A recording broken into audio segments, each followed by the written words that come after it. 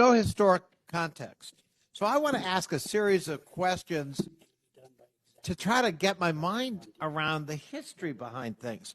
So, for example, the chairman mentioned Iran's about to become a nuclear power. Oh, my. How could that happen? Well, Mr. Secretary, was there an agreement, I don't know, anywhere that actually pushed back the nuclear development in Iran and, in fact, was working in all respects in terms of metrics? There was. It was called the JCPOA, and it put Iran's nuclear program in a box, as verified not only by international inspectors, but by our own intelligence community. Ah, I remember that now. And I seem to recall my friends on the other side of the aisle opposed it. And then what happened to that agreement that was working? The previous administration decided to leave the agreement. I'm sorry, Mr. Secretary, couldn't hear that. Yes, the previous administration decided to leave the agreement. The Trump administration. That's correct. Ah, okay.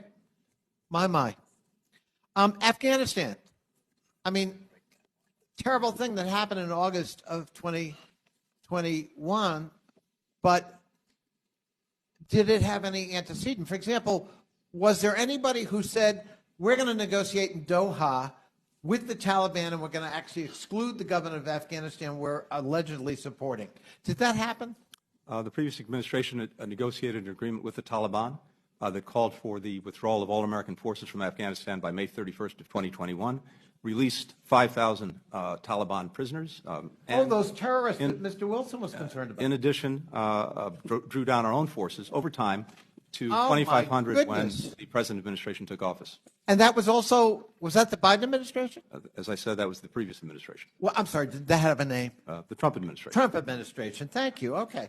Was there a president of the United States who said that he believed the word of, sociopath Vladimir Putin over his own intelligence community with respect to Russian interference in American elections? Did that happen? I recall press accounts to that effect, yes. And did that president have a name? I believe that was President Trump. Was there a president who denied javelins, critical part of the arsenal for Ukraine to defend itself before the war that began last February and March, over a political issue, trying to get dirt on a political opponent? Did that happen? Based on press accounts and testimony before Congress, I believe that it did, yes. And who was that? That was the previous president, President Trump. President Trump. Was there a president who disparaged NATO and said it was obsolete and we probably don't really need it anymore? Any president ever say that in the history of, since the founding 73 years ago of NATO?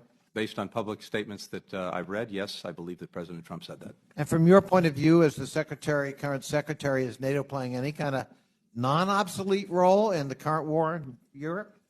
NATO is playing an absolutely essential, vital role in ensuring the security of Europe and deterring further aggression by Russia against Europe.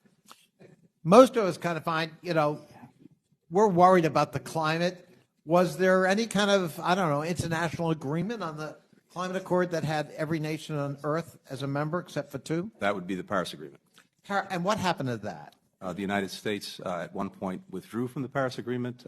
President Biden re-engaged us in Paris. And again, Mr. Blinken, did that president who withdrew from the Paris Climate Accord that had all countries on Earth but two, what was the name of that president who withdrew us from that?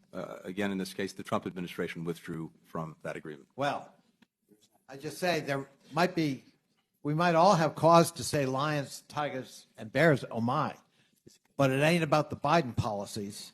It's about the previous administration that left a mess and that cost lives because of decisions made or not made with respect to relations across the board.